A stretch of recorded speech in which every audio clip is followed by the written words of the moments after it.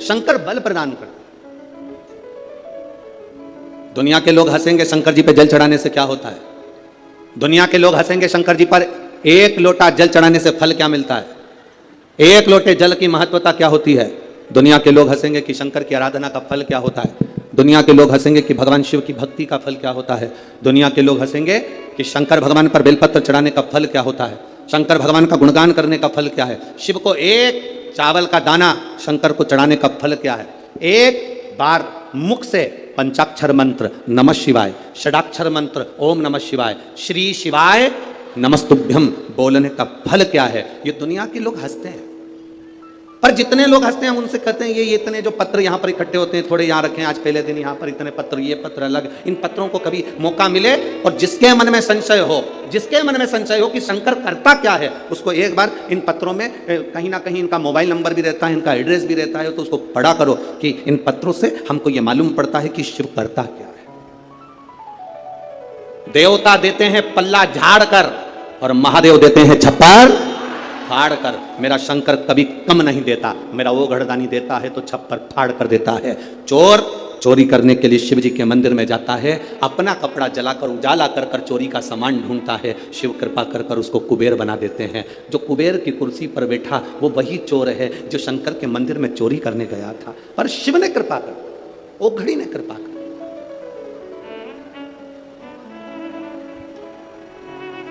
वो करुणा सागर। शंकर के जो भक्त होते हैं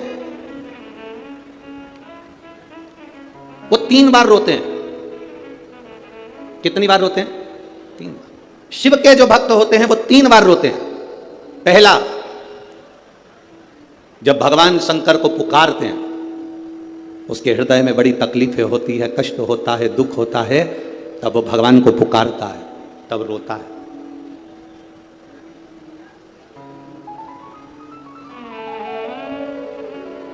शिव के भक्त 3 बार रोते हैं। पहला, जब वो बाबा को पुकारता है दुख की घड़ी में, कष्ट की घड़ी में, तकलीफ की घड़ी में, तब वो बाबा को पुकारता है, तब रोता है। दूसरी बार, शिव का भक्त जब बाबा नहीं सुनते, बाबा नहीं आते, उसका दुख जब समाप्त नहीं होता और भगवान जब आते नहीं, उसका दुख जाता नहीं, शंकर का भक्त फिर रोता है।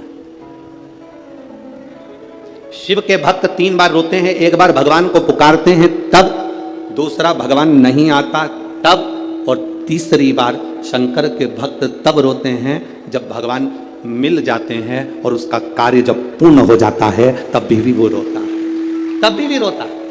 शंकर के भक्त 3 बार रोते हैं। पहली बार जब भगवान को पुकारेगा तब रोएगा, दूसरी बार जब भगवान नहीं आएंगे तब रोएगा, और तीसरी बार जब भगवान आ जाएंगे तब रोएगा। तीसरी बार इसलिए रोता है कि मेरे जैसे पापी पर भी तूने कृपा कर दी। मैंने सोचा नहीं था कि मेरा महादेव एक लोटे जल से प्रसन्न हो जाता है और मेरे ऊपर करुणा कर देता है, तब भी रोता है, तब भी।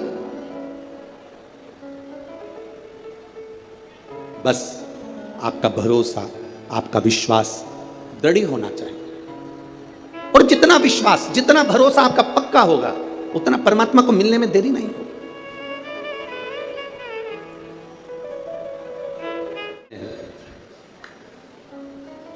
पार्वती जी को दूसरा वर देवादिदेव महादेव दिया। एक वर दिया व्रत, नियम, साधना, तपस्या, तप करने वालों को शिव और शक्ति बल देते। दूसरा वर देवादिदेव महादेव माता पार्वती जी को दे। पार्वती, और देखो, बिना बल के, बिना अगर कोई तप साधना अगर कोई करे और भगवान शिव की कृपा ना हो, माता रानी की, स्वयं माता पार्वती की दया ना हो, तो कोई व्रत किसी का सफल नहीं होता।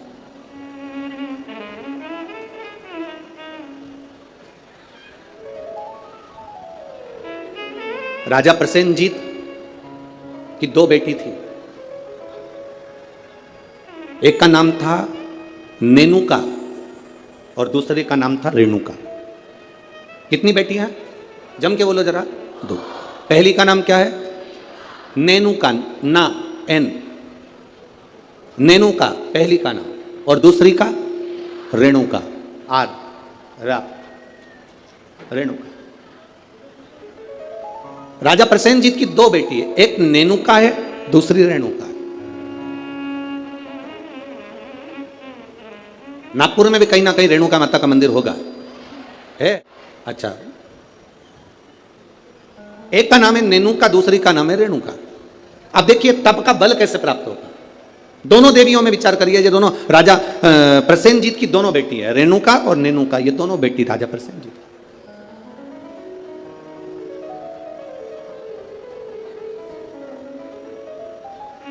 प्रथम नेनुका का जन्म हुआ,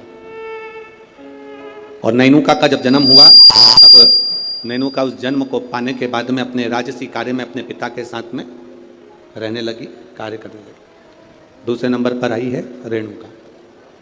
रेणुका का जब से जन्म हुआ, जब से रेणुका जन्मी, उस दिन से उसने केवल अपनी मां रेणु से एक बात सीख ली कि जो कुछ मिलेगा वो अपने कर्म से मिलेगा, जो कुछ मिलेगा वो अपनी मेहनत से मिलेगा। इसलिए मत बुरे कर्म कर बंदे वरना पछताएगा, भगवान की आंखों से तू बच नहीं पाएगा, तू बच नहीं पाएगा। हम जिस कर्म को करें उस कर्म के बल पर हमें प्राप्ति हो। एक पत्र आया है, देखिए।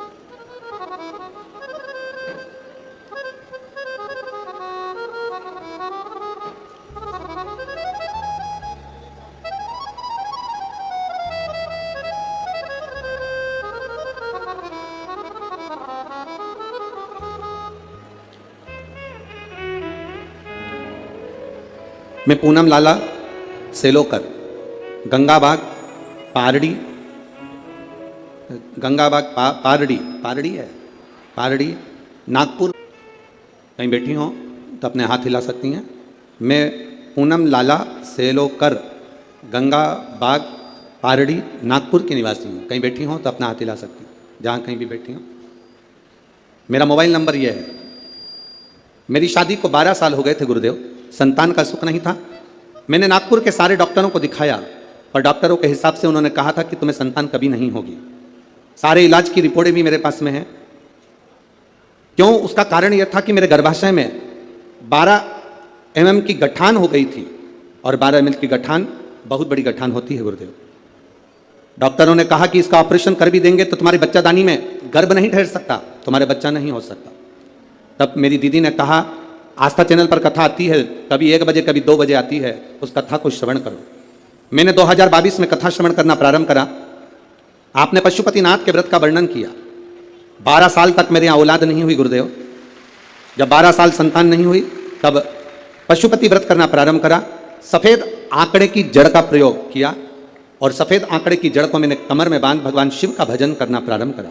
आपने पीपल के पत्ते का जो उपाय बताया वो मैंने किया, और गुड़ियारी रायपुर की कथा मैंने टीवी पर आसन लगाकर सामने टीवी को चालू कर पूरी कथा गुड़ियारी रायपुर की सुनी, और बाबा की कृपा से उसी महीने में मेरा गर्भ ठहर गया, और 17 जुलाई 2023 को मुझे पुत्र रत्न की प्राप्ति हुई है।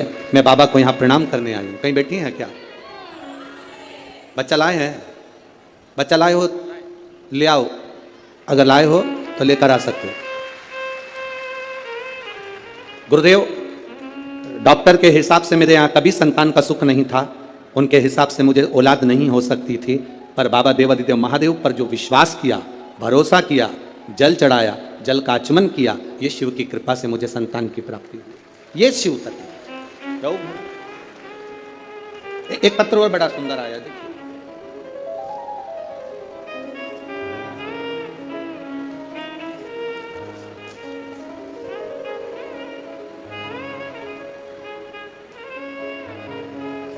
मैं दीपा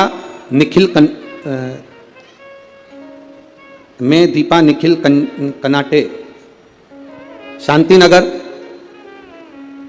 कावलापेट है, कावलेपेट। अरे तुम समझ गए ना? हाँ बस ठीक है। नागपुर मेरा प्लाट नंबर 143। बहुत जोरदार। कहीं बैठी हैं? कहीं बैठी हो तो हाथ हिला सकती हैं। कहीं पर बैठी हो तो हाथ हिला सकती हैं। मैं दीपा निखिल, कनाटे, शांति नगर,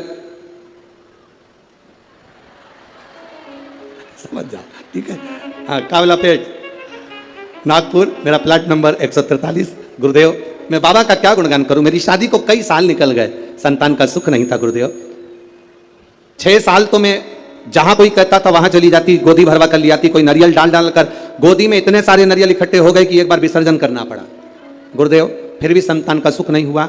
ऐसा कोई दरवाजा नहीं था जिस दरवाजे पर मैं नहीं गई, पर मुझे संतान का सुख नहीं हुआ गुरुदेव। टेस्ट पे भी करवाया, वो भी सफल नहीं हुआ, संतान का सुख नहीं हुआ। किसी ने कहा एक काम करो, पशुपतिनाथ का व्रत करो, शिव जी को जल चढ़ाकर एक बेलपत्र खाओ और जल का आचमन करो। गुरुदेव, बाबा का मैं क्या वर्णन करूं, पशुपतिनाथ का व्रत किया और बाबा की कृपा से तब भी मेरा गर्भ नहीं ठहरा। मेरे 5 व्रत पूरे हो गए, जब गर्भ नहीं ठहरा तो मैंने बाबा से प्रार्थना करी, बाबा तू सबकी सुनता है। वो सियोर वाला महाराज व्यासपीठ पर बोलकर कहता है तू 3 महीने में सुनता है, फिर मेरी क्यों नहीं सुना। बाबा, मैं मंदिर से आ रही थी तो किसी एक महिला ने कहा कि तू एक काम करा कर, मंदिर में पोछा झाड़ू कर लिया कर। मैं मंदिर में सफाई करने लगी, झाड़ू लगाने लगी, पोछा लगाने लगी, मंदिर की बाल्टी में पानी भरकर रख देती, पूरे मंदिर को साफ करती। बाबा की कृपा का मैं क्या गुणगान करूं, केवल 1.5 महीना बीता और मेरा गर्भ ठहर गया।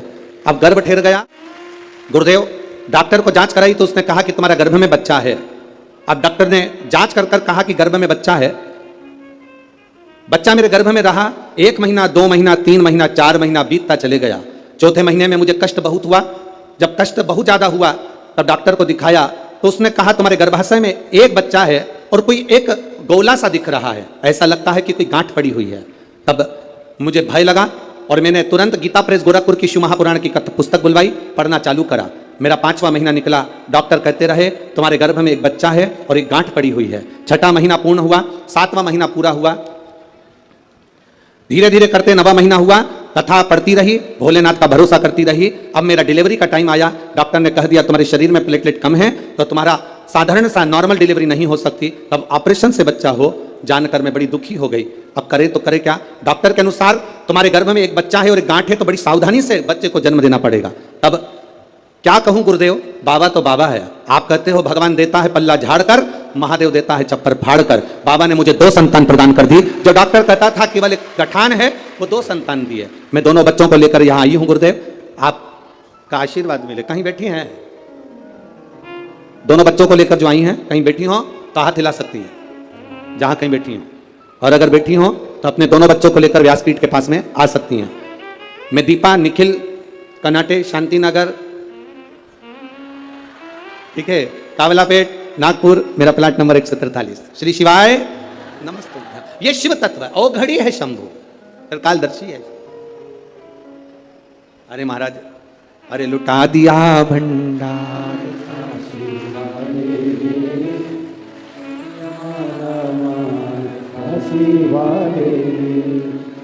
एक बात तो है, जितने लोग कथा सुनने आए हैं तुम पूरे की पूरे भजन याद करके आए हो, पक्का। बहुत बहुत साधुवाद। और एक बात तो है, विदर्भ विदर्भ है और नागपुर नागपुर है।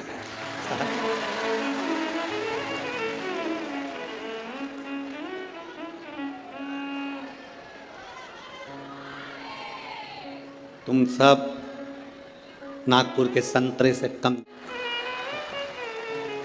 पक्का। संतों की धरा है नागपुर, शिव तत्व की प्राप्ति। महाराज औघड़ी है। 2 बेटियां हैं राजा की, प्रसेनजीत की 2 बेटियां, एक नेनुका है तो दूसरी रेणुका। नेनुका अपने राज परिवार में, अपने राजघराने में सुख से आनंद से रह रही है, आनंद से रह रही है। और रेणुका जिसके अंदर भाव शुद्ध है,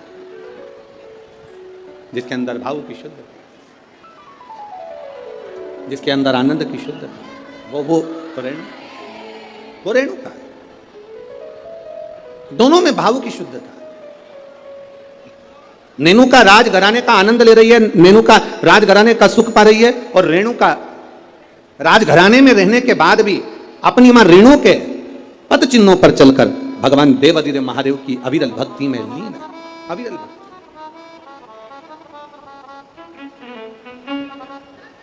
शिव भक्ति में लीन है वो। समय जाता जाता है,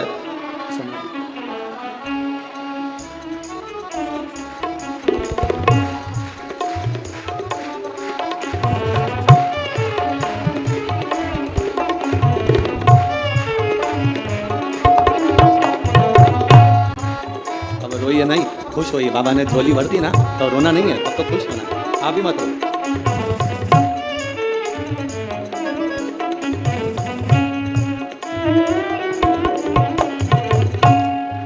अभी तो रोने का समय गया, अब तो खुश होना। दोनों जने अच्छे से खुश होकर जाओ, रो के नहीं जाना। बाबा के दरबार से गोदी भर कर जा रहे हो और क्या चाहिए, इससे बढ़कर सुख क्या है। दोनों खुश हो। अरे लुटा दिया भंडार कर दिया माला, ये शिव भक्ति है, शंकर की उद्धार। शिव ओघड़ी है।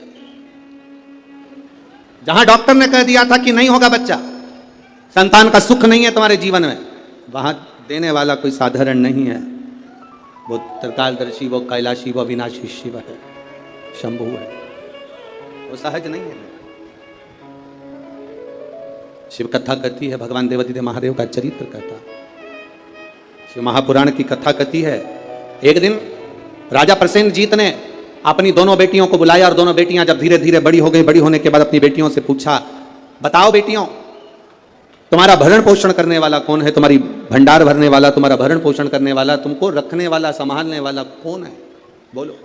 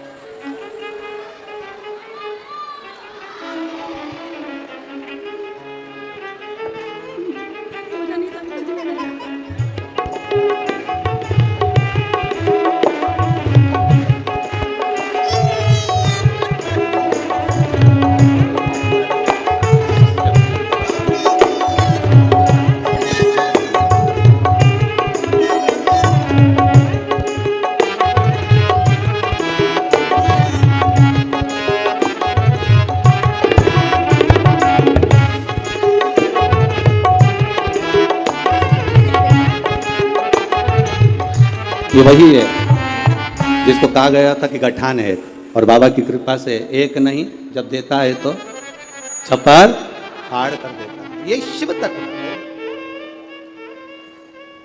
शिव भक्ति है।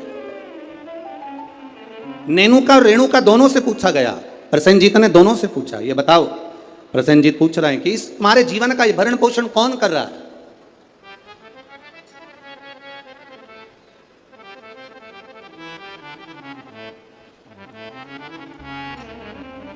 नेनुका ने कहा, पिताजी मेरे जीवन का भरण पोषण आप कर रहे हो, मेरे जीवन को चलाने वाले आप हो, भरण पोषण करने वाले आप हो।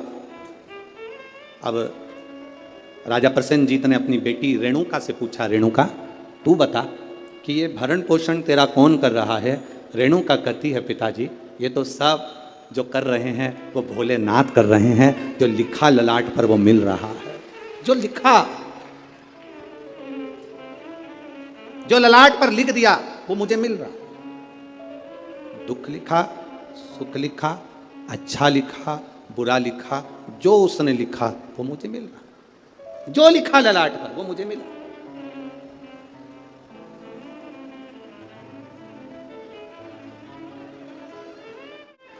और तेरी कृपा बिना ना हिले एक भी अणु, लेते हैं श्वास तेरी कृपा से तनो तनो।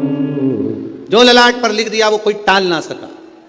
हाँ, ललाट पर लिखा हुआ अगर कोई टाल सकता है तो केवल एक है, वो देव अधिदेव महादेव है, वो टाल सकता है। एक पत्र आया है, देखिए उस पत्र में उसने लिखा, मैं दीपिका अविनाश ठाकुर रामटेक से हूं।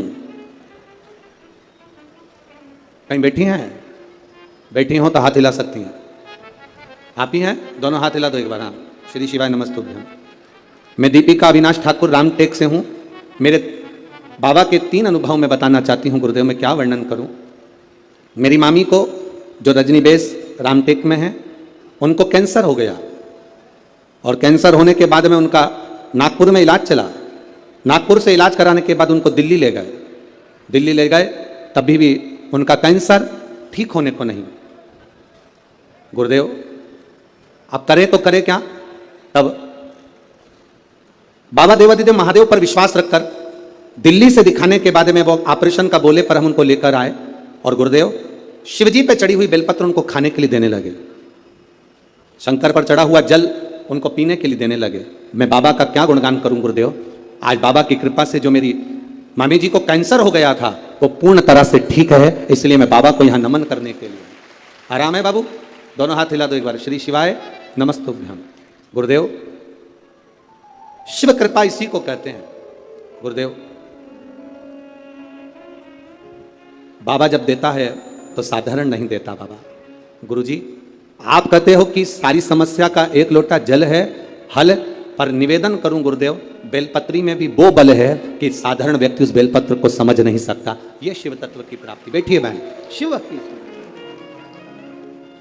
वो क्या दे रहा है, क्या कर रहा है, ये उसके ऊपर निर्भर है। नागपुर वालों, आप लोगों को मौका मिला है 5 दिन की कथा का। जितने दिल से, हाँ लोग कहेंगे तुमसे भीड़ बहुत है, बहुत गर्दी है, बहुत भीड़ है, बहुत गर्दी है, तो भी कह देना कि वो हमें जहाँ जगह मिले वहाँ बैठकर दिल से जितनी देर मिले उतनी देर की कथा श्रवण कर कर उसको एक बार अपने मन की बात कहकर जरूर जाना। वो 3 महीने में क्या देगा ये उसके ऊपर नहीं, वो क्या देगा ये वही जान सकता। भगवान ने अगर आपको धन दिया है तो बन सके जो शिव भक्त यहाँ पर आए उनको दोनों हाथों से कुछ जो बन सके, पानी हो, फलाहार हो, बिस्कुट हो, कुछ भी सामग्री एक बार उनका मुंह झूठा जरूर कराओ और लिख कर रखना अपनी डायरी में कि मैंने 5 रुपए का पानी पिलाया था। 3 महीने इंतजार मत करना, 1.5 महीने में इंतजार कर कर बताना कि वो 5 रुपए का जो पानी पिलाया वो 3 गुना हुआ कि नहीं हुआ, 4 गुना हुआ कि नहीं, उसका फल क्या, क्या मिल रहा है, क्या प्राप्त होगा, ये वही था।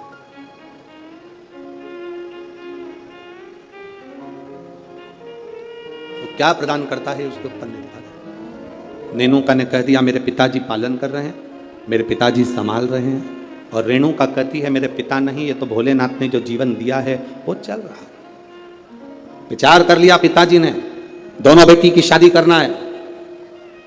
एक बेटी के हृदय में शिव समाया हुआ है, एक बेटी के हृदय में ज्ञान समाया हुआ है, वैराग्य त्याग संत का भाव समाया हुआ है, और दूसरी बेटी के हृदय में जानती है कि मेरे पिता संचालन कर रहे हैं तो इसको कोई राजसी राजा ही इसको परणाएगा, इस बेटी का विवाह किसी राजा के साथ करूंगा, बेटी का विवाह में राजा के साथ करूंगा।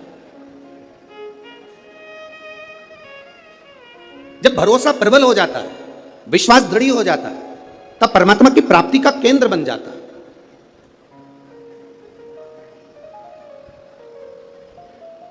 अभी हम आ रहे थे, जब आते आते देखा कि लोग टेंट के बाहर, पंडालों के बाहर लोग धूप में बैठे हुए हैं। बहुत गर्मी है, धूप अपार, पर आप प्रयास करना।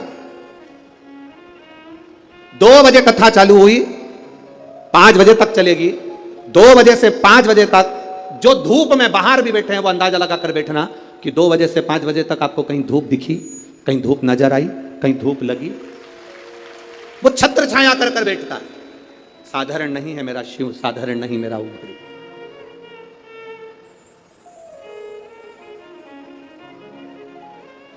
कोई कह रहे थे कि गुरुजी आदरणीय आमदार जी मोहन मते जी कथा करा रहे हैं। हम कह रहे हैं मोहन मते जी नहीं, ये तो नागपुर वालों का जो भाग्य प्रबल हुआ, और मोहन मते जी की जो धर्म पत्नी है श्रीमती सौभाग्यवती सविता मोहन जी मते, उनको धन्यवाद देंगे कि उनके पुण्य, कहीं उन्होंने शंकर की आराधना, मोहन मते जी तो शिव की आराधना बचपन से कर आ रहे हैं, बाल्यावस्था से, और ऐसा नहीं कि कोई शिवालय रह जाता हो। शिवरात्रि पर भी भगवान शंकर के मंदिर में जाना, श्रावण के महीने में शंकर की आराधना करना, शिव भक्ति को अपने हृदय में बिठाना, तो कहीं ना कहीं शंकर की जो करुणा हमारे पुण्य की। एक बच्चा एक गुल्लक भरता है तो फोड़कर गिफ्ट लाता है, फोड़कर जब गिफ्ट लाता है तो वह अपने प्रयोग में लेता है। जब हमारे पुण्य की गुल्लक भराती है तब जाकर अपने परिवार में, अपने क्षेत्र में एक बार शिव महापुराण की कथा हो पाती, तब जाकर कथा हो। श्री मोहन मते जी को मैं कहूंगा, आपके इस कथा से पूरे नागपुर क्षेत्र के ना जाने कितने कितने पुण्य प्रबल हुए होंगे, और ये नागपुर वासियों ने ना जाने कितना एक लोटा जल चढ़ाया होगा, तब जाकर ये 5 दिन की शिव महापुराण की कथा यहाँ पहुंची। ये कोई सहज है पुराण? बोल बम का नारा है, बहुत अपने पुण्य की प्रबलता हुई, तब जाकर ये शिव महापुराण की कथा हमारे जीवन में एक बार श्रवण करने का सौभाग्य अपने क्षेत्र में, अपने नगर में, अपने गांव में मिल रहा, तब मिल रहा।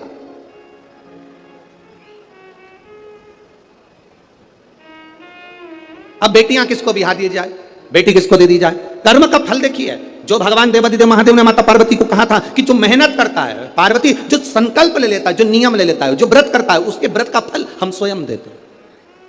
2 वचन दिए थे माता पार्वती जी को भगवान शिव ने, एक शिव और शक्ति का बल देना, और दूसरा वचन देवादिदेव महादेव ने माता पार्वती को दूसरा वचन, दूसरा वर दिया था, पार्वती सुन,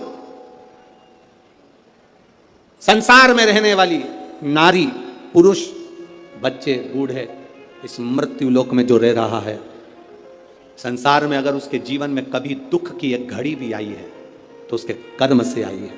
उसने जो पूर्व में कर्म किया होगा उसके अनुसार उसको एक दुख की घड़ी में भोगना पड़ा है।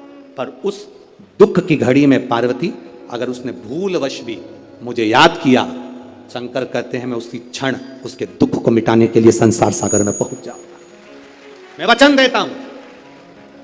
ये माता पार्वती जी को शिव जी ने 2 वचन दिए। पार्वती, एक शिव और शक्ति का बल व्रत उपास साधना तप करने वाले को मिलता है। नवरात्र का व्रत करने वाले कई लोग नंगे पैर चलते हैं, कई लोग एक समय दूध लेते हैं, कोई कहता है कि मैं लौंग पर व्रत करता हूं, कोई अपने शरीर पर जवारे वो लेता है, कोई कुछ नियम धारण करता है, कोई कुछ नियम धारण करता है। सारे नियम व्रत साधना तप जितने लोग करते हैं, घबराने की जरूरत नहीं। ये बल तुम्हें जो देता है वो शिव देते हैं, वो भगवान शंकर शक्ति के साथ देते हैं। और ध्यान देना, दुख की घड़ी में अगर तुम्हारे कर्म के अनुसार तुम्हें दुख भोगना पड़ रहा है तो उस दुख में भी घबराना नहीं। अगर दुख परमात्मा ने दिया है तो वो उस दुख को समाप्ति का बल भी आपको प्रदान करता है। वो शिव तत्व है, वो घड़ी है, वो शंकर है, वो घड़ी शिव है।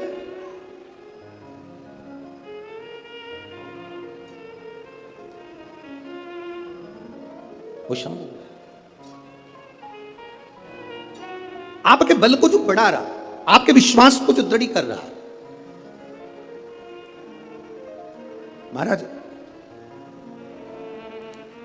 राजा प्रसेन ने विचार कर लिया, दोनों बेटी का विवाह करना है। नेनुका का विवाह करूंगा किसी राजा के साथ और रेणुका का विवाह करूंगा किसी ऋषि के साथ। नेनुका सहस्त्रार्जुन को दी गई, जिसकी हजारों भुजाएं थी, खूब राजसी ठाठ था, खूब बल था। नेनुका सहस्त्रार्जुन को दी गई, जितने रावण को भी अपने काबू में कर रखा था। ढेर बल था सहस्त्रार्जुन के पास में, ढेर संपदा थी सहस्त्रार्जुन के पास में। बड़ा प्रबल, बड़ा वीर राजा था सहस्त्रार्जुन, बड़े प्रबल थे सहस्त्रार्जुन। सहस्त्रार्जुन साधारण नहीं थे, बड़े प्रबल, बड़े वीर। जो रावण को भी अपने कब्जे में रखता हो वो साधारण नहीं हो सकता है।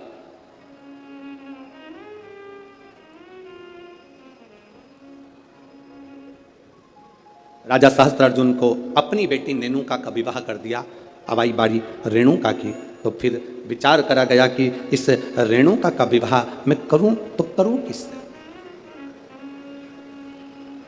किसको दूं?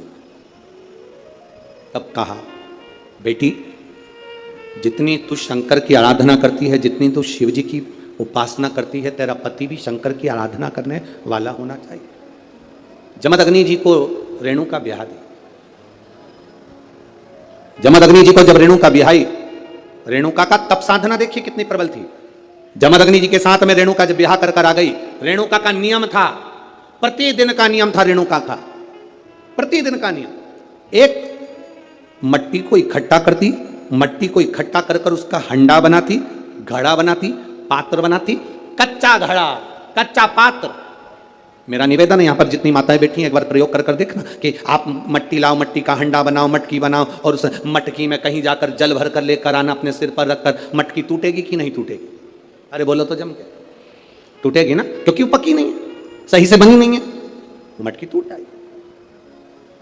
अगर वो मट्टी का पात्र पका होता, मट्टी का पात्र अग्नि में तपा होता, मट्टी का पात्र अग्नि में सना होता, अग्नि में तपा होता, तो वो मटकी फिर टूटती नहीं। अगर वो तपा हुआ है, अगर वो तपा अग्नि में तपा हुआ है तो वो नहीं टूटेगा, पर वो अग्नि कच्चा पात्र है तो टूटेगा, पका नहीं है तो वो टूट जाएगा। रेणुका का नियम था, मट्टी का पात्र बनाती, मटका हंडा बनाती और हंडे को लेकर जब नदी पर जाती जल भर कर लाती, जल भर कर लाती और वो जल अपने पति को देती। जमदग्नि जी को जल देती, जमदग्नि जी भगवान शिव को समर्पित करते। ओम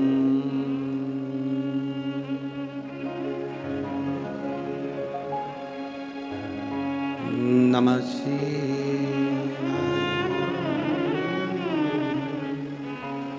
ओम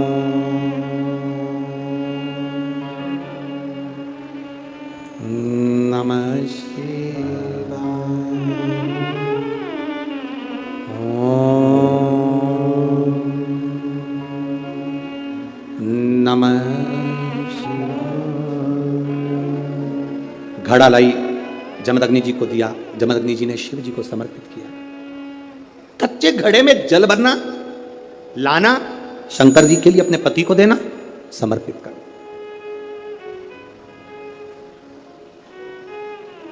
सबसे कठिन काम, कच्चे घड़े में जल भरकर लाकर पति को देना और जल समर्पित करना। एक बार जमदग्नि जी के मन में एक भाव प्रकट हो गया कि मेरी पत्नी रोज घड़ा बनाती है, रोज हंडा बनाती है, रोज कच्चा घड़ा तैयार करती है और रोज जल भर कर लेकर आती है। मेरी धर्म पत्नी, आखिर ऐसा क्या तप साधना, ऐसा क्या तपबल, ऐसी क्या प्रबलता जो कच्चे घड़े में जल भर कर लाती है? कच्चे घड़े में जल भर कर लाना।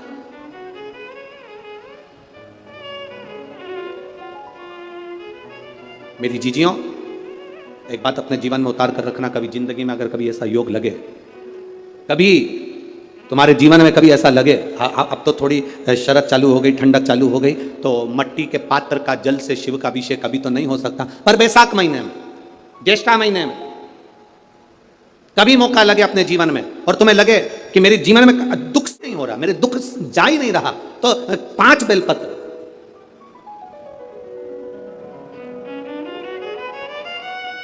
5 बेलपत्र। एक आप लोगों को देखो, इस पत्र में शिवलिंग लगा हुआ है तो हम आपको इसी से समझा देते हैं। एक बेलपत्र जिसकी डंडी का भाग जल जहां से बहकर बाहर निकल रहा है, अशोक सुंदरी का स्थान देखा है ना सब लोगों ने, बस उसी स्थान पर पहली बेलपत्र। दूसरी बेलपत्र पार्वती जी के स्थान पर, अर्थात जो जलाधारी है वहां पर।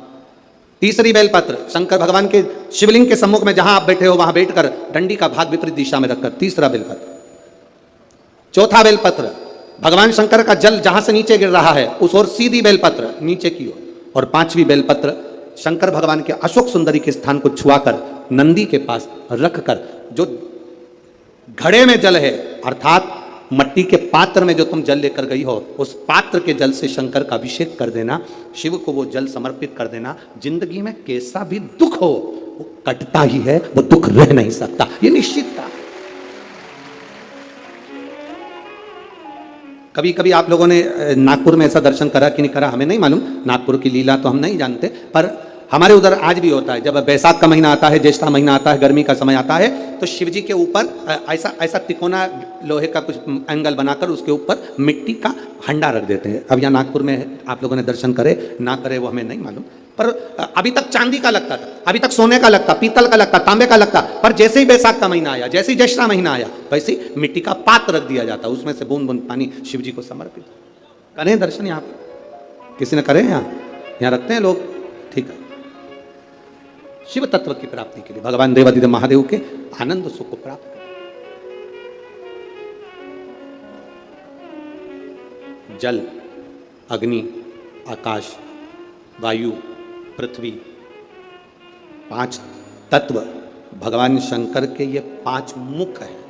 इसलिए आरती में भी हम लोग कहते हैं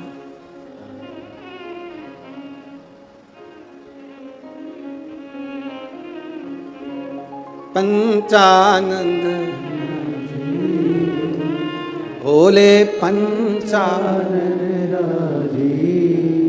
हंसासन गरुड़ासन हंसासन गरुड़ासन वृषवाहन वाहन साजे। ओम जय शिवा ओंकारा दो भुज चार चतुर भुजे 10 भुजे अति सोहे। बोले 10 भुजे अति सोहे। अब 5 मुख पंचानंद शिव है। जल, वायु, आकाश, अग्नि, पृथ्वी, ये पंच तत्व शंकर के 5 मुख में विराजमान। 5 मुख। शिव की पंचायत में 5 देवता हैं। कितने देव हैं? 5। पहला देवाधिदेव महादेव, दूसरा गणेश जी महाराज, तीसरा भगवान नारायण, चौथा सूर्य नारायण भगवान, और 5वां नंबर पर है मां दुर्गा भवानी अष्टभुजा धात्री मां देवी मां दुर्गा। ये 5 शिव पंचायत में 5 देवता। फिर से बोलिए, पंचायत में 5 देव कौन से होते हैं? पहला शिव जी, दूसरा गणेश जी, तीसरा भगवान विष्णु, चौथा भगवान सूर्य नारायण, और 5वें मां दुर्गा भवानी। ये 5 शंकर की पंचायत के देवता हैं। शिव पंचायत में ये 5 रहते हैं।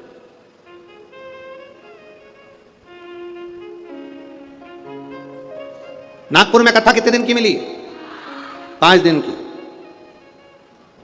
सावन में जब 5 सोमवार पड़े तो समझ लेना शंकर भगवान की बड़ी कृपा होने वाली है। 5 सोमवार मिल गए सावन के महीने में, मतलब शिव जो श्रावण के महीने में 1 लोटा जल चढ़ाने वाले हैं उनकी मनोकामना पूर्ण होती ही है। पंचानंद स्वरूप में 5 दिन में 5 स्वरूप में पंचायत में पंचानंद पंच भौतिकता का आनंद रखने वाले शिव तत्व की प्राप्ति का सुख है शिव महापुराण। कई लोग कहते हैं गुरुजी 7 दिन की कथा करते हो, कभी 5 दिन की। आखिर 5 दिन की कथा का फल क्या है? हम कहते हैं कभी सुनिए, बैठिए पंडाल में, जहां जगह मिल जाए वहां बैठकर कथा का रस तत्व ग्रहण करिए, और जब जाओ आरती हो जाए, कर्पूर गौरम हो जाए, तब यहां तो उस रज को कभी शरीर पर लगा। एक पत्र आया, एक लड़के को ब्लड कैंसर हो गया, देखिए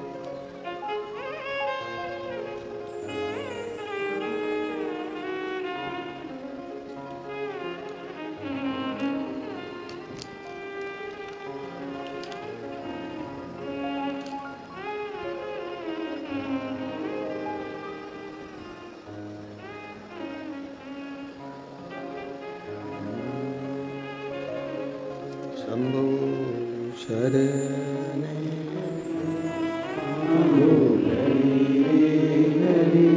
दुख काटो दया करी न दर्शन आपो। शरण पड़ी मांगो घड़ी रे घड़ी दुख काटो। अब वो कैंसर वाला तो पत्र ढूंढना पड़ेगा, ये पत्र भी अच्छा है। मेरा नाम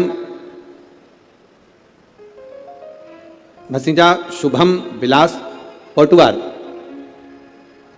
27 साल की उम्र है, मुकाम पोस्ट तहसील बड़सा, जिला गढ़चिरौली, महाराष्ट्र राज्य। कहीं बैठे हो तो हाथ हिला सकती हैं, कहीं बैठे हो तो हाथ हिला सकती हैं, जहां कहीं बैठी हैं। गुरुदेव, मेरा लीवर और किडनी दोनों ही डैमेज हो गए थे। दोनों ने काम करना बंद कर दिया, पेट में पानी भरा गया। डॉक्टर को दिखाया तो डॉक्टर ने कहा इसका पानी नहीं निकाल सकते क्योंकि इनके शरीर में खून की भी कमी है और लीवर किडनी दोनों काम करना बंद कर दिया। गुरुदेव, खून चढ़ाते पानी बन जाता, आप करें तो करें क्या? डॉक्टर ने कहा इसका एक तरीका हो सकता है कि टॉयलेट द्वारा या लेट द्वारा इनका पूरा की पूरा पानी निकालना होगा। वो निकाला पर वापस पानी जम गया। लीवर किडनी काम नहीं कर रहे थे, डॉक्टरों ने हाथ ऊंचे कर दिया। डॉक्टरों का कहना था इसका कोई इलाज नहीं है, आप किसी भी हॉस्पिटल में ले जाओ, बड़े से बड़े हॉस्पिटल में ले जाओ तो इनका किडनी लीवर का या तो बदला जाए तब कुछ काम करे, परंतु इनका कोई फल नहीं है। हम उनको घर ले आए गुरुदेव, किडनी लीवर काम नहीं कर रही। डॉक्टर ने कहा आप ले जाओ, पर मन नहीं माना। हमने दूसरे हॉस्पिटल में उनको भर्ती करा, वहां पर भी इलाज चालू हुआ पर आराम नहीं लगा क्योंकि किडनी लीवर दोनों बेकार हो चुके थे। तब किसी ने कहा कि शिवजी को जल चढ़ाओ, वो जल लाकर इनको पिलाओ और एक बेलपत्र इनके नजदीक में रखो। हमने वही करना प्रारंभ करा। देवादिदेव महादेव को जल चढ़ाते, वो जल इनको आचमन कराते। बाबा का कृपा का मैं क्या वर्णन करूं गुरुदेव। 2 अक्टूबर 2023 को बाबा की कृपा से उनकी तबीयत में सुधार आना प्रारंभ हुआ और 8 अक्टूबर को बाबा की कृपा से वो ठीक हो गए। बाबा की कृपा से उनका लीवर और किडनी दोनों काम करना प्रारंभ कर दिए। ये शिव तत्व है, ये शंकर योग घड़ी। कहीं बैठे हो तो हाथ हिला सकते हैं, है क्या? हाँ जी, हाथ हिला दो एक बार। ठीक है, हाथ हिला दीजिए। श्री शिवाय नमस्तुभ्यम। वापिस हाथ हिलाओ एक बार। हाँ, वापिस हिलाइए। श्री शिवाय नमस्तुभ्यम। बैठिए। हर हर। शिव तत्व की प्राप्ति इसी को।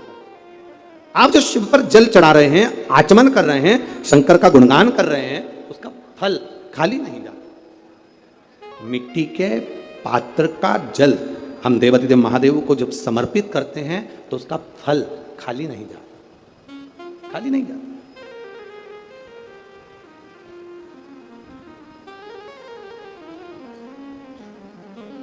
हरि शंभु शरणे मांगू घड़ी रे घड़ी, दुख काटो दया करीन दर्शन आभो।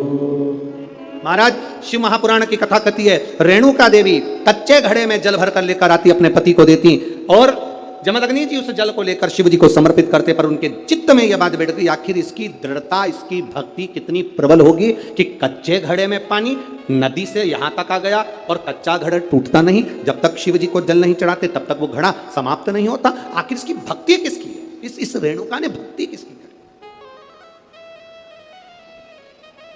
किसकी भक्ति है? ये रेणुका किसको भजती है?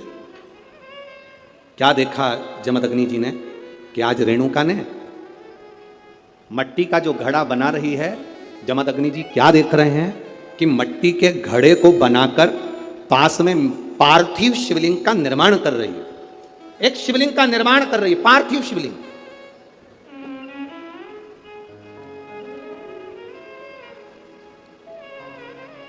और पार्थिव शिवलिंग का निर्माण कर कर ये करती क्या है? मट्टी का जो घड़ा बनाया, उस घड़े को पार्थिव शिवलिंग का पूजन कर कर उस घड़े को शंकर से स्पर्श करा देती है। शिवलिंग से स्पर्श करा रही, केवल छुआ रही। थोड़ा ध्यान देना जरा कथा पर। पुराण की कथा कहती है, आप 200 रुपए की साड़ी खरीद कर लिया, आपको लगे साड़ी 200 रुपए की है, दुनिया के लोग कहेंगे कि इतनी सस्ती साड़ी पहनती है। उस साड़ी को महंगा करना है तो क्या करोगे? उस साड़ी को महंगा करने का सबसे सुंदर तरीका, 200 रुपए की साड़ी को भी शंकर भगवान को एक बार स्पर्श करा देना। उसको छूने से उसकी कीमत बढ़ जाती है, केवल स्पर्श मात्र से। अब वही 200 रुपए की साड़ी पहनकर जरा मार्केट जाइए, वही 200 रुपए की साड़ी पहनकर अपनी सहेली के घर जाइए, वही 200 रुपए की साड़ी पहनकर अपने परिवार में जाइए। आपके परिवार वाले उस 200 रुपए की साड़ी को देखकर भी कहेंगे तेरे पर ये साड़ी अच्छी लग रही है, थोड़ा महंगी होगी ऐसा लग रहा है। मतलब भगवान को जो छू जाता है उसकी कीमत मेरा महादेव अपने आप बढ़ा देता है। केवल परमात्मा को छुआ, स्पर्श किया, उसकी कीमत बढ़ गई, उसकी कीमत बढ़ी। केवल छूने पर, केवल स्पर्श।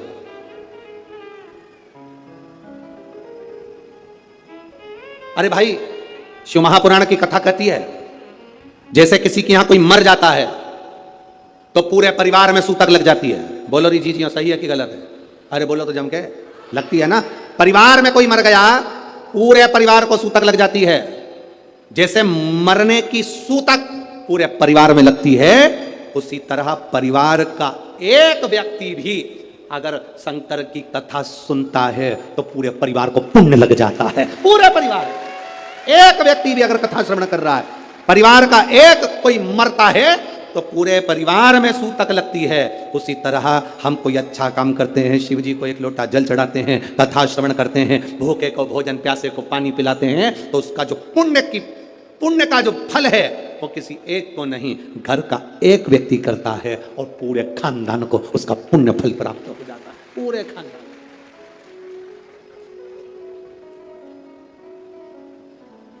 पूरे खानदान को उसका फल मिले। महाराज, शिव कथा कर रही है,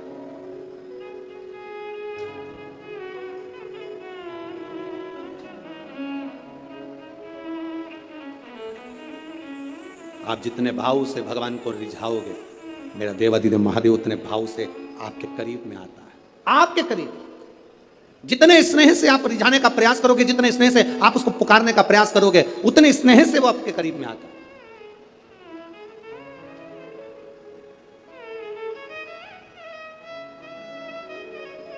कभी कथा के पंडाल में अगर बैठकर कथा सुन रहे हो, या टीवी के सामने सुन रहे हो, मोबाइल पर कथा सुन रहे हो, इस नागपुर की धरा से पवित्र शिव महापुराण की कथा, 5 दिवसीय शिव और पार्वती शिव महापुराण की कथा सुन रहे हो, उसके नियम को धारण कर करके मैं कथा पंडाल में बैठकर कथा सुनूं, कथा पूरी होने के बाद भूमि को प्रणाम कर कर, नमन कर कर, अपने हृदय से उसको नमन कर कर जाऊं, अपने हृदय की बात उससे कह कर जाऊं, तो कंकर शंकर सुनता जरूर है और कुबेरेश्वर महादेव झोली भरता जरूर है। आप दिल से कहें उसको, ओ मेरे भोले तेरा सहारा है, मेरे भोले तेरा सहारा है, मेरी नैया का तू किनारा है, मेरी नैया का तू किनारा है। ये तेरी कृपा से मिला, ये तेरी उदारता से मिला, ये तेरी करुणा से मिला। कहो जमदग्नि जी ने देखा ये करती क्या, कच्चे घड़े में पानी कैसे ठहर सकता है, कच्चे घड़े में पानी कैसे ठहर सकता है। मेरी माताओं से निवेदन, बड़ा सुंदर भाव से फिर निवेदन करूंगा, जिसका बेटा, जिसका बच्चा मंद बुद्धि हो, विवेक काम नहीं कर रहा हो, बुद्धि काम नहीं कर रही, चित्त काम नहीं कर रहा, बहुत चिड़चिड़ा, बहुत उचिष्ट, विवेक काम नहीं कर रहा, बुद्धि काम नहीं कर रही, हां यहां तक शिव महापुराण की कथा कहती है, एक बीमारी होती है जिसमें नसें शरीर की काम करना बंद कर देती है, और वो उस बीमारी का इलाज पूरे बाहर विदेश में भी नहीं है, जिसमें धीरे धीरे धीरे धीरे नाड़ियां, नसें बंद होती चली जाती है, पाँव हाथ काम करना बंद कर देता है, फिर वाणी कम हो जाती है, नयन दिखना बंद हो जाता है, शरीर बेकार। उसके लिए भी कोई मंदबुद्धि है, उसके लिए भी शिव महापुराण की कथा कहती है, हफ्ते 2 हफ्ते में कभी सोमवार के दिन भले मट्टी का बर्तन तुम्हारे घर में नहीं हो, घर में कोरा सा दिया भी हो, कोरा दिया, दिया कोरा मतलब उसमें दीप ना लगा हो, मट्टी का नया दिया, उसमें अगर आपने थोड़ा पानी भरकर रख भी दिया और उसमें गलते गलते वो पानी ज़्यादा नहीं भी बचा, 2 बूंद भी बचा है, और वो 2 बूंद भी अशोक सुंदरी वाली जगह पर चढ़ा है, और वही पानी जिसकी विवेक, जिसकी बुद्धि, जो मंद बुद्धि कहा जाता है, उसको अगर बेलपत्री के साथ में वो जल की 2 बूंद भी उसको दी जाए तो वो विवेकवान बनता चले जाता है, उसकी बुद्धि काम करना प्रारंभ करती है। कितना भी मंद बुद्धि हो, पड़ा रहता हो, पड़ा है, मुंह से राल बह रही है, वो बोल नहीं पा रहा, शरीर विग्रह बेकार बिल्कुल, उसके लिए भी ये कार्य करता। शिव पर चढ़ा हुआ मट्टी के पात्र का जल सुख प्रदान करता है। हमारे यहाँ नवरात्रे में जवारे बोए जाते हैं, आप लोगों को इधर बोते हैं कि नहीं बोते मालूम नहीं, हमको बोते हैं इधर, मट्टी के पात्र में जवारे बोए जाते हैं, कुंडी में जवारे बोए जाते हैं, मट्टी में गेहूं डालकर जवारा बोया जाता है। उस जवारे क्यों बोते हैं, उसको बोने का कारण क्या है? केवल कोई कहे कि हम ठाकुर जी को भजते हैं, भगवान कृष्ण को भजते हैं, कोई कहे हम तिरुपति बालाजी को, नारायण को भजते हैं, कोई कहता है कि हम हरि विट्ठल को, पांडुरंगा को भजते हैं, हमारे यहाँ हम इनको भजते हैं तो जवारे नहीं बोते। ना ना, पुष्टि मार्गी है, ठाकुर जी की सेवा करने वाला है, उसके यहाँ भी ये 9 दिन जवारे बोए जाते हैं। रामानुज संप्रदाय से जुड़ा हुआ है, नारायण की पूजन कर रहा है, उसके घर में भी जवारे बोए जाते हैं। पांडुरंगा हरि विट्ठल की उपासना कर रहा है, उसके घर में भी जवारे बोए जाते हैं। जवारे का महत्व हमारे यहाँ शास्त्र कहता है। क्या महत्व है उसका, क्या फल है उसका? महाराज, जब देवी माता ने दुर्गा भवानी को पंचायत में बुलाया गया, शिव पंचायत में मां दुर्गा बैठी हुई है, और शिव पंचायत में जब दुर्गा भवानी बैठी, उपद्रवियों ने उपद्रव मचाया, अहंकारियों ने अहंकार मचाया, असुरों ने, राक्षसों ने हाहाकार मचाना प्रारंभ करा। तब उस समय पर देवाधिदेव महादेव माता पार्वती को देखकर, दुर्गा भवानी को देखकर मुस्कुरा रहे थे। केवल शिव मुस्कुरा रहे हैं, पार्वती को देखकर, दुर्गा भवानी को देखकर, मां जगत जननी को देखकर केवल मुस्कुरा रहे। तब देवता सूर्य नारायण ने भगवान शिव जी को देखकर हाथ जोड़कर प्रार्थना करी। भास्कर देव बोले, सूर्य नारायण बोले, बाबा मेरे मन के संशय को मिटा दीजिए। शिव जी ने पूछा क्या काम है, बोलो क्या चाहते हो? शंकर भगवान से सूर्य देव, भास्कर देव कहते हैं, प्रभु आपके मुस्कुराने का कारण क्या? भारत की भूमि पर जितनी जगह पर भी आप लोग कथा सुन रहे हो, आस्था चैनल पर, फेसबुक यूट्यूब पर जितने लोग कथा सुन रहे हो, बड़े ध्यान से सुनना कि जवारे क्यों बोए जाते हैं, नवरात्रि में जवारे की महत्वता क्यों होती है। क्यों बोया जाता है, मिट्टी में गेहूं डालकर क्यों उत्पन्न किया जाता है, उसकी महत्वता क्या है? सूर्य नारायण पूछ रहे हैं भगवान देवाधिदेव महादेव से। आप दुर्गा भवानी को देखकर मुस्कुराए, आप हंसे हैं, आपके चेहरे पर प्रसन्नता आई है, कारण क्या? और महाराज देवाधिदेव महादेव ने कहा, यहां भगवान विष्णु, गणेश जी, भास्कर देव, आप सब बैठे हो। असुरों ने आक्रमण कर दिया, असुरों ने आक्रमण करा है, और वह असुर आक्रमण कर दिए हैं तो वो असुर प्रवेश कर रहे हैं, उपद्रव मचाकर, हाहाकार कर कर नष्ट करने वाले हैं इस पूरी पृथ्वी को। तो फिर उसको बचाएगा कौन, कैसे बचेगा? शिव जी ने कहा, चिंता मत करो। दुर्गा ने अपने केश का स्मरण किया, एक केश को माता पार्वती जी ने अपने हाथों से छुआ, छूते ही एक कुंड में सुंदर जवारे उत्पन्न हुए हैं। जब तक वो जवारे बड़े नहीं हो जाते, जब तक वो जवारे थोड़े प्रबल नहीं हो जाते, तब तक एक भी असुर प्रवेश नहीं कर सकता, हाहाकार नहीं मचा सकता और अंदर आ नहीं सकता। शिव महापुराण की कथा कहती है, जवारे जिसके यहाँ बोए जाते हैं, जवारे का, आप लोग कहते हैं कहीं पर देवी जी बैठी हैं, किसी के यहाँ मिट्टी की मूर्ति आई, 21 फीट की, 41 फीट की, 15 फीट की, 10 फीट की, 25 फीट की देवी जी की प्रतिमा स्थापना हुई। लोग कहते हैं हम देवी जी का दर्शन करने जा रहे हैं, दुर्गा जी का दर्शन करने जा रहे हैं। शिव महापुराण की कथा कहती है वो दुर्गा जी का दर्शन नहीं, देवी का दर्शन नहीं, नवरात्रि में जहां जवारे बोए जाते हैं वहां मात्र आप पांव रखते हैं तो अपने घर में से क्लेश दूर हट जाता है, अहंकार दूर हट जाता है, अभिमतता दूर हट जाती है, तकलीफें दूर हट जाती है। जिसके घर में जवारे बोए जाते हैं वहां से अहंकार, काम, लोभ, आसक्ति, वासना, तृष्णा और दुख, तकलीफें दूर हट जाती है। तो जवारे का मूल का तत्व आनंद, सुख। महाराज उसको समझने वाला समझ सकता। रेणुका घड़ा बनाकर शिव जी का स्पर्श कर रही है, केवल स्पर्श, मट्टी के पात्र में बला जाता है स्पर्श मात्र, सहज नहीं है शिव। उसकी भक्ति बड़ी प्रबल, क्योंकि उसके मस्तक पर गंगा विराजमान है और वो साधारण कृपा करने वाला नहीं, दुनिया को अमृत देने वाला है। शिव अमृत प्रदान करने